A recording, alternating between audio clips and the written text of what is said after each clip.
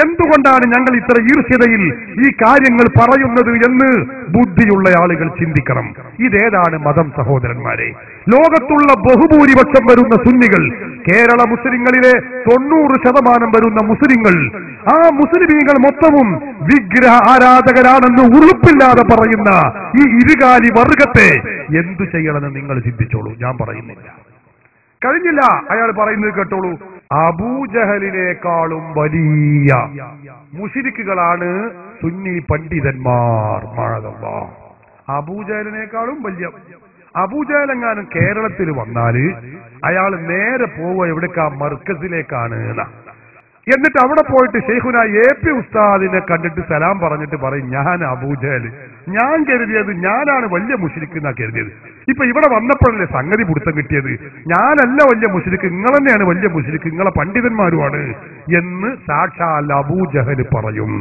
കേട്ടോളൂ അയാൾ പറയുന്നത്. എന്നെങ്ങാനും അബൂജഹൽ വന്നു എന്ന് വിചാരിക്കും ഇവിടെ കേരളത്തിൽ, നേരെ മർക്കസ് ചക്കാപ്പത്ത് സുന്നിയിലേക്ക് കയറിക്കലും.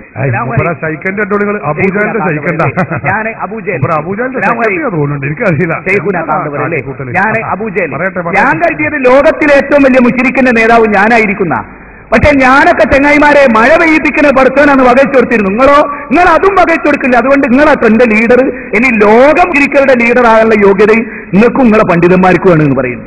ഇനി ലോക മുശ്രിക്കുകളുടെ ലീഡർ ആകാനുള്ള യോഗ്യതയും നിങ്ങൾക്കും നിങ്ങളെ പണ്ഡിതന്മാർക്കും എന്ന് പറയുന്നു. കേട്ടില്ലേ? ലോക മുശ്രിക്കുകളെ ലീഡർ ആവാനുള്ള യോഗ്യത നിങ്ങൾക്കും നിങ്ങളെ പണ്ഡിതന്മാർക്കും, സുന്നി പണ്ഡിതന്മാർക്കും. അപ്പൊ അവരാണ് മുശ്രിക്കുകളുടെ, ലോക മുശ്രിക്കുകളുടെ നേതാവാണ് സുന്നി പണ്ഡിതന്മാർ. ഇത് പറയുന്നത് ആരാ? മുജാഹിദിന്റെ മൗലവിമാർ, വലിയ സംസ്ഥാന ലെവലിലുള്ള മൗലവിമാരായി പറയുന്നത്. നിങ്ങൾ പറയണം, മുജാഹിദ് പ്രസ്ഥാനത്തെ നമ്മൾ എതിർക്കണമോ?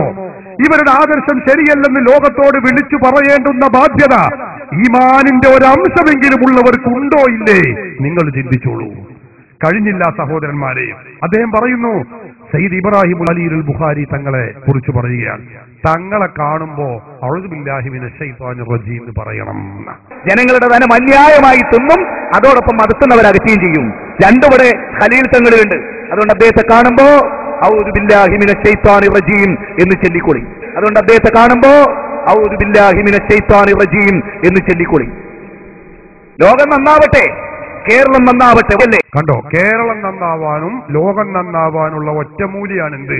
ഖലീൽ തങ്ങൾ ഇങ്ങനെ പോകുമ്പോൾ കേരളം നന്നാവുന്ന വി.എസ്. അച്യുതാനന്ദനോട് പറഞ്ഞു കൊടുക്കേണ്ട വലിയ വലിയ ഒറ്റമൂലിയാണ് ഇതൊക്കെ. നിങ്ങൾ ചിന്തിക്കണം സഹോദരന്മാരെ. ഈ രൂപത്തിൽ ലോക മുസ്ലിമീങ്ങളെ, അഹ്ലുസുന്നത്തി വൽ ജമാഅത്തിന്റെ നേതാക്കളെ മൊത്തവും കാഫിറും മുശ്രിക്കുമാക്കുന്ന പ്രവണതയാണ് നമ്മുടെ രാജ്യത്തുള്ള മുജാഹിദുകൾ ചെയ്തുകൊണ്ടിരിക്കുന്നത് എന്ന് നിങ്ങൾ മനസ്സിലാക്കണം.